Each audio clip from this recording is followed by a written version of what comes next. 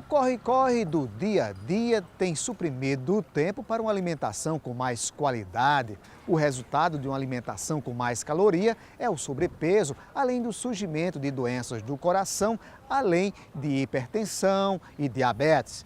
Uma boa alimentação é importante desde a fase materna até a fase adulta. Está no ar o programa Viva Saúde.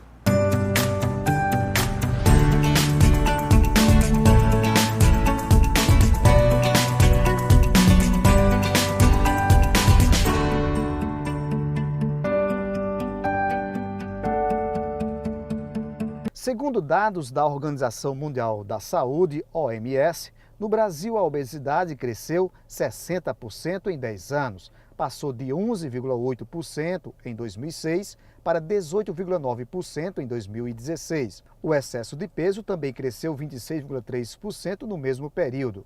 Em 2006, 42,6% dos entrevistados foram considerados com excesso de peso. No ano passado, esse índice foi de 53,8%.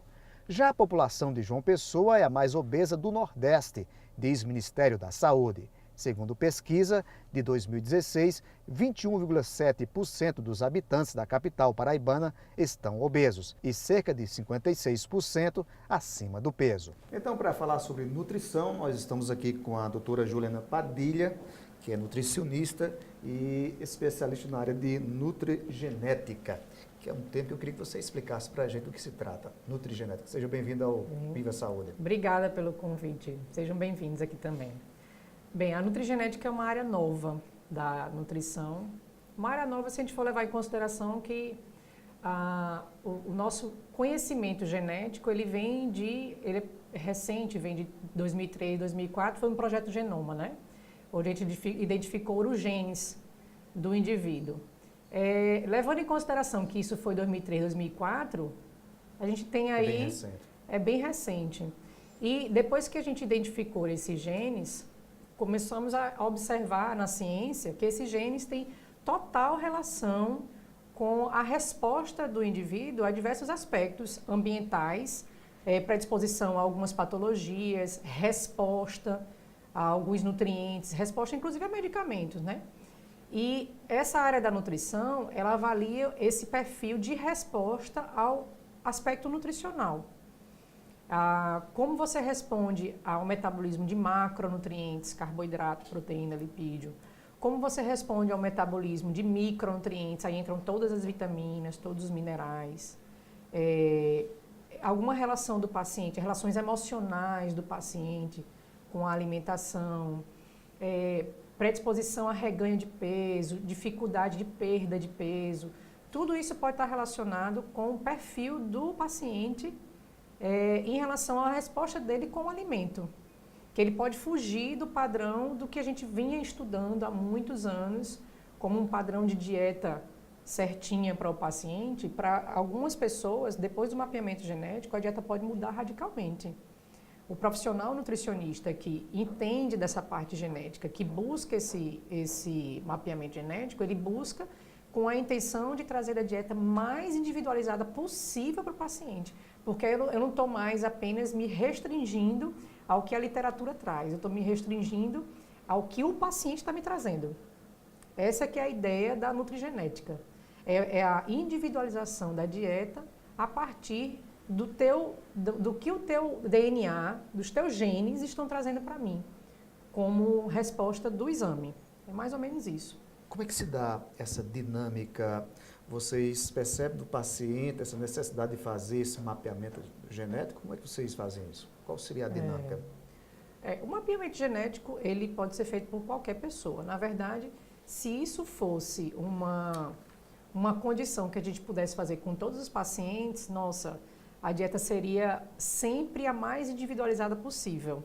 Isso realmente seria o ideal. Mas aqui no consultório, às vezes o histórico do paciente, aquele paciente que já passou por vários nutricionistas, que já fez várias dietas, dieta associada com atividade física, não tem resposta, ou não responde ao tratamento e etc., são pacientes que têm uma indicação de fazer um mapeamento. A gente sugere. tem uma indicação de ser feita para poder entender um pouco mais quais são as possíveis condições que está fazendo com que aquele paciente tenha um insucesso. Às vezes você tem um paciente super disciplinado, que segue a dieta, que segue a atividade física, mas que ele não tem a resposta esperada. Esse paciente ele tem total indicação. Eu estou falando de emagrecimento, mas o mapeamento genético ele pode abranger diversas condições clínicas. Ele avalia, por exemplo, o estresse oxidativo, pessoas que estão passando por algum estresse metabólico.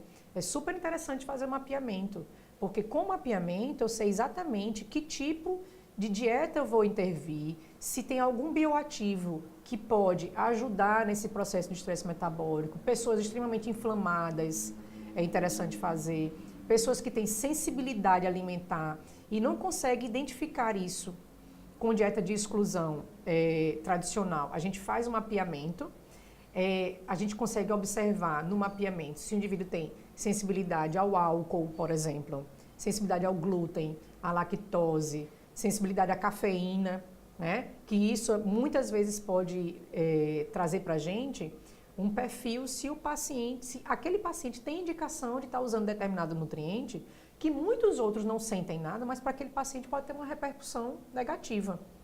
Então, o mapeamento também auxilia nisso. Então, a indicação é para todo mundo. Se todo mundo pudesse fazer o mapeamento genético, ótimo. Mas como isso ainda não está ao alcance das pessoas, ainda não é um exame acessível em relação a valores, né?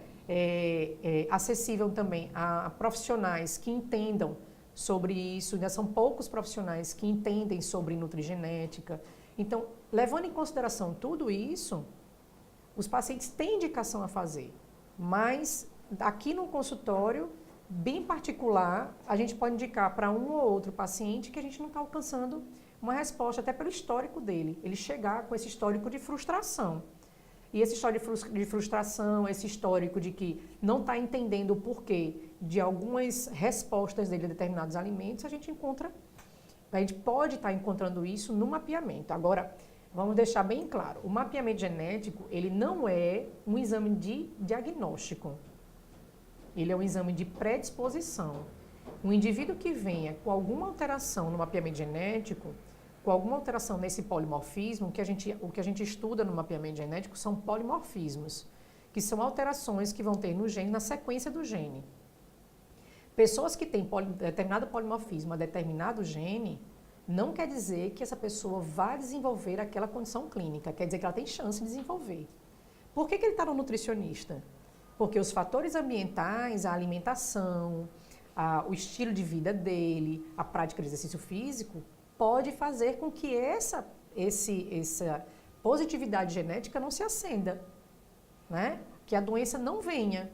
Então, quando a gente identifica isso com uma certa antecedência, a gente consegue trabalhar com o paciente para que aquilo ali não venha a surgir no futuro. É mais ou menos isso. É uma coisa mais precisa nesse acompanhamento, com certeza.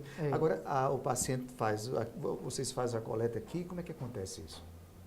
Como é que se dá esse exame? Aqui na clínica, a gente consegue fazer a coleta e envio desse material. A coleta é muito simples. Alguns laboratórios extraem um DNA a partir de células da mucosa oral. Aí com o swabzinho mesmo, a gente vai e coleta as células da mucosa oral, coloca nesse tubinho que a gente chama de Eppendorf e manda para o laboratório. Aí então de 15 a 30 dias o laboratório traz o resultado do laudo, né? De todos os polimorfismos que a gente requereu para aquele indivíduo, o que é adequado para aquele indivíduo que eu estou querendo investigar. Alguns laboratórios também fazem pelo sangue. Pode ser também. O DNA pode ser extraído através de células da mucosa oral, pode ser extraído pelo sangue. Aqui na clínica a gente não faz a coleta de material através do sangue, a gente faz a coleta de material pelas células da mucosa oral. Aí esse material vai para o laboratório, depois o laudo vem para mim, que sou a solicitante, né?